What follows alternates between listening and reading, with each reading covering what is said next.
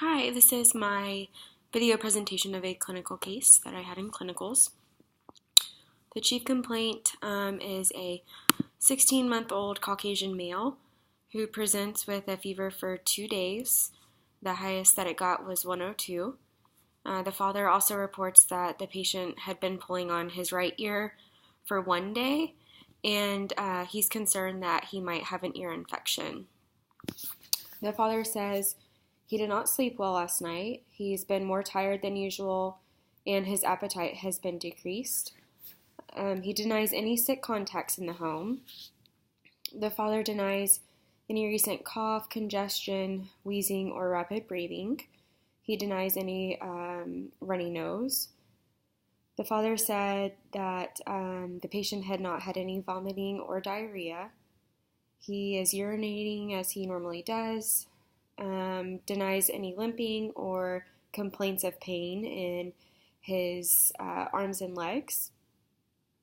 And the patient has not had any rashes, and he's not currently taking any medications.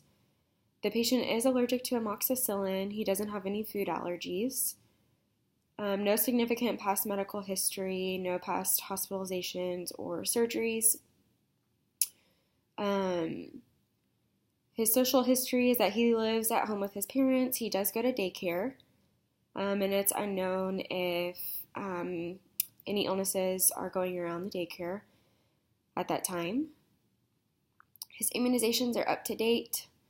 So based on what the father said for the review of systems and his chief complaint, fever and pulling on his ear, my working differentials were otitis media, a urinary tract infection, just given the fever and then the nonspecific other symptoms that the child had been having, and then also pharyngitis, because children this age have a hard time describing pain.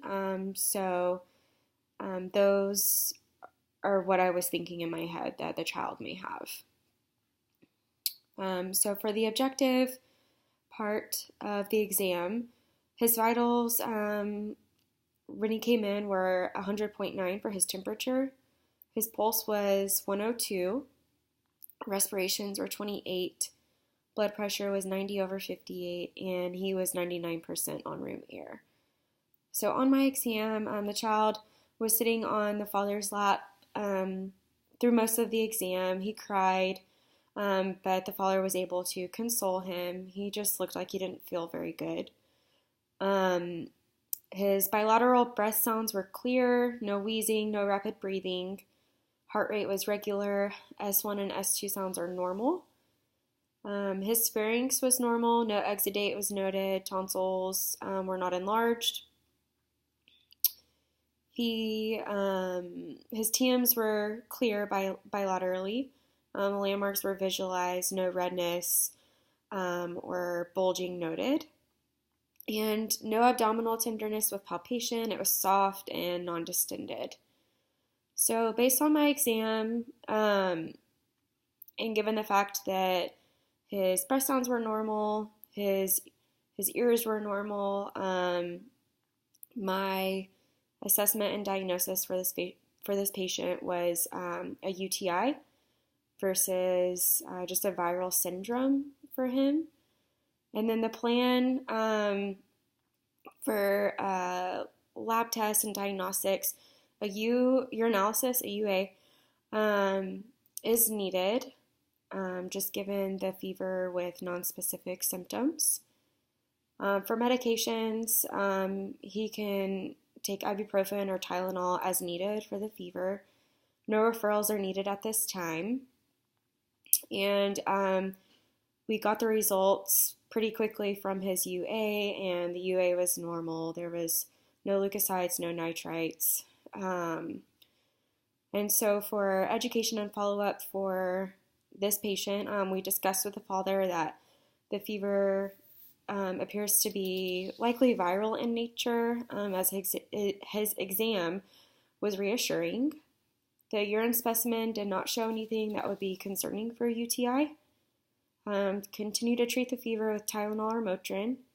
If the patient does not improve over the next 48 to 72 hours, he needs to come back to be reevaluated.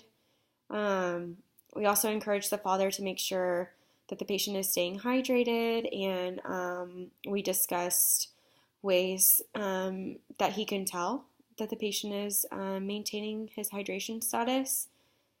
And we also discussed the proper technique for checking the child's temperature. So debriefing this case, the clinical guidelines were followed, and the one that was used was the AAP guideline for children who are 2 to 24 months of age who have an unexplained fever. And in children this age, if they present with a fever above 100.4 with no other specific symptoms, it's recommended to obtain a urine specimen for urinalysis. And if the UA is negative, then the patient should be reevaluated if the fever persists. And so that's what we did for this patient.